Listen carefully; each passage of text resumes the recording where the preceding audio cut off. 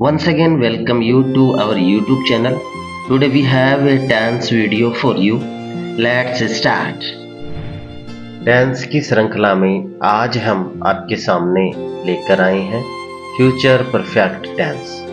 इससे पहले हमने फ्यूचर इंडेफिनिट और फ्यूचर कंटिन्यूअस डांस के बारे में विस्तृत जानकारी प्राप्त कर ली है। अगर आपने वो वीडियो नहीं देखे हैं तो डिस्क्रिप्शन में उसके लिंक है, वहाँ जाके क्लिक कर लेवें।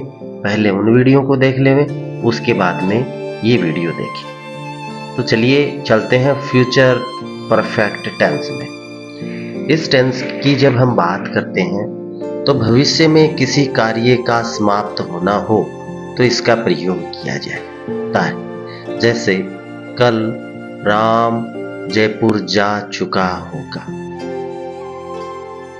अभी तो नहीं गया है, कल जाएगा और किसी समय विशेष तक ये कार्य हो चुका होगा।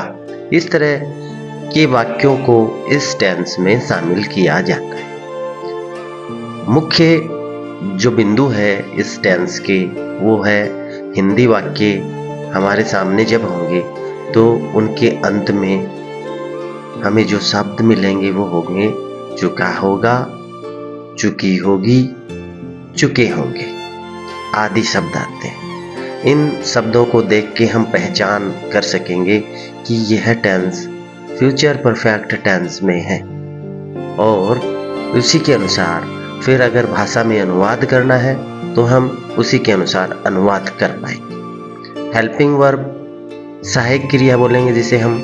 इस टेंस की हेल्पिंग वर्ब शैल और विल के साथ हैव होती है। इसमें हैव एडिशनल हैव जुड़ा हुआ होता है, या अलग अलग कहें तो शैल हैव और विल हैव होती है। शैल हैव आई और वी के साथ आती है तथा विल हैव अदर सब्जेक्ट्स के साथ आती है। इस टेंस में मुख्य क्रिया जिसे हम मेन वर्ब कहें उसकी थर्ड फॉर्म आती है। ध्यान रहे आप जानते ही हैं हैव के साथ, हैव जब हेल्पिंग वर्ब के में आता है तो हैव के साथ थर्ड फॉर्म ही आती है। हैव कैरीज थर्ड फॉर्म, ऐसा आप जानते हैं। क्रिया की थर्ड फॉर्म का इस्तेमाल किया जाएगा।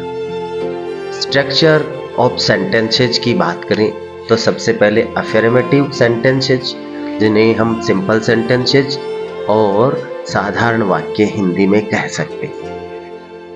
इनको जब हम बनाएंगे तो इनका स्ट्रक्चर होगा सबसे पहले सब्जेक्ट, सब्जेक्ट के बाद में शैल या विल में से कोई एक, उसके बाद हैव और हैव के ठीक बाद वर्ब की थर्ड फॉर्म और थर्ड फॉर्म के बाद में अदर वर्ड्स या ऑब्जेक्ट्स, ये सब आते हैं। यह अफर्मेटिव स्ट्रक्चर का फॉर्मूला है। इसी फॉर्मूले के हिसाब से हम सारे के सारे वाक्य बनाएंगे।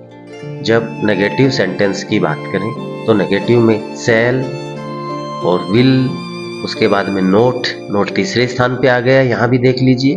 उसके बाद में हैव, फिर वर्ब की थर्ड फॉर्म, उसके बाद में ऑब्जेक्ट, और इसको हमने एन से डिनोट कर दिया है। एन का शाब्दिक अर्थ यहाँ हमने नेगेटिव से लगाया है। नेगेटिव के सारे सेंटेंसेज हम इसी स्ट्रक्चर से बनाए। अफर्मेटिव और नेगेटिव में जो डिफरेंस होता है वो केवल इतना होता है, नेगेटिव में नोट का प्रयोग किया जाता है। अन्य जो वाक्य है इंटेरोगेटिव, यहाँ हमने यस और नो टाइप वाले इंटेरोगेटिव को शामिल किया है। शैल या विल सबसे पहले, उसके बाद में सब्जेक्ट, सब्जेक्ट के बाद में हैव, उसके बाद में वर्ब की थर्ड फॉर्म, वर्ब की थर्ड फॉर्म के बाद में ऑब्जेक्ट, ऑब्जेक्ट के बाद में क्वेश्चन मार्क।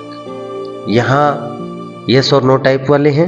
अगर WH वर्ड हो तो WH वर्ड इस स्ट्रक्चर में सबसे पहले अपना स्थान आके ग्रहण कर लेता है। तो स्ट्रक्चर होगा WH वर्ड प्लस यस और नो टाइप वाला, उसके बाद में सेम का सेम उसके साथ रहेगा। तो हम बोलते हैं WH वर्ड, उसके बाद में शैल या विल में से कोई एक, फिर सब्जेक्ट, फिर हैव, फिर वर्ब की थर्ड फॉर्म प्लस ऑब्जेक्ट। यह वाक्य रचना रहेगी इंटेरोगेटिव सेंटेंसेज की।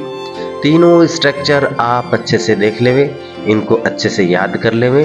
इसी के अनुसार हम इस टेंस के वाक्यों को अंग्रेजी में ट्रांसलेट करें। आइए कुछ उदाहरण देख लेते हैं। पहला उदाहरण है, मोहन यह काम कर चुकेगा।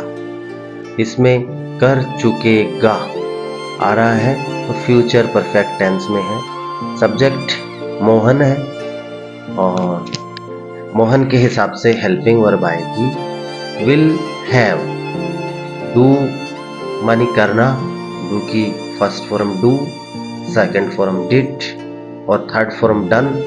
यहाँ डन आएगी, इस काम को कहेंगे दिस वर्क। तो इसका जो अफर्मेटिव सेंटेंस निर्माण है वो कुछ इस तरह होगा।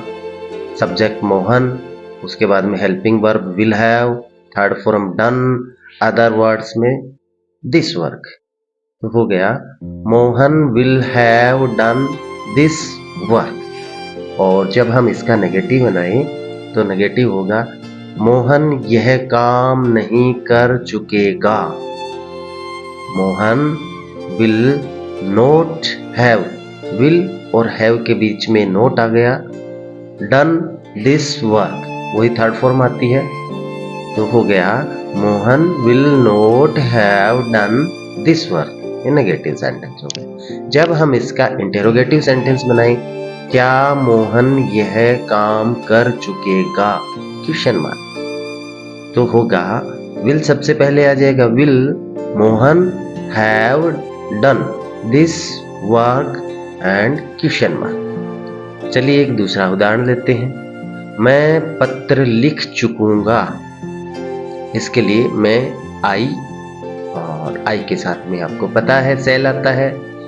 आई सेल हैव लिखने को कहते हैं write, wrote second form, written third form. यहाँ थर्ड फॉर्म आएगी आई सेल हैव, उसके बाद में रिटन ए लेटर। मैं पत्र लिख चुकूंगा, I shall have written a letter. ये इसका अफर्मेटिव सेंटेंस हो गया। नेगेटिव जब इसका बनाएं, मैं पत्र नहीं लिख चुकूंगा, I shall not have written a letter. क्या मैं पत्र लिख चुकूंगा, सेल सबसे पहले I have written a letter and question mark. ये इसका इंटरोगेटिव सेंटेंस हो गया है। हमने आपके सामने दो उदाहरण रख दिए हैं और दूसरे उदाहरण प्रैक्टिस एक्सरसाइज जब आएगी तब आपके सामने आएंगे। तब पहचान और पहचान के साथ निर्माण, ये कार्य हम प्रैक्टिस एक्सरसाइज में करने वाले हैं। प्रैक्टिस एक्सरसाइज जल्द ही आपके सामने आएगी। 12 के 12 टेंसेज हैं वो उसमें हम कवर करेंगे और सबकी अलग अलग और उसके अलावा सम्मिलित भी बनाएंगे। वो बेहतर समझ बनाने के लिए मददगार होगी, कारगर होगी। अगर ये वीडियो आपको अच्छा लगा है तो लाइक कर दीजिए, अपने मित्रों में शेयर कर दीजिए ताकि किसी ज़रूरतमंद तक पहुंच सके। और चैनल पे पहली बार आए हैं तो इसको सब्सक्राइब करें ताकि जैसे ही वीडियो अपलोड होते हैं तुरंत आपके पास पहुंच जाए। वीडियो को पूरा देखने के लिए आपका बहुत बहुत धन्यवाद। Like, share and subscribe.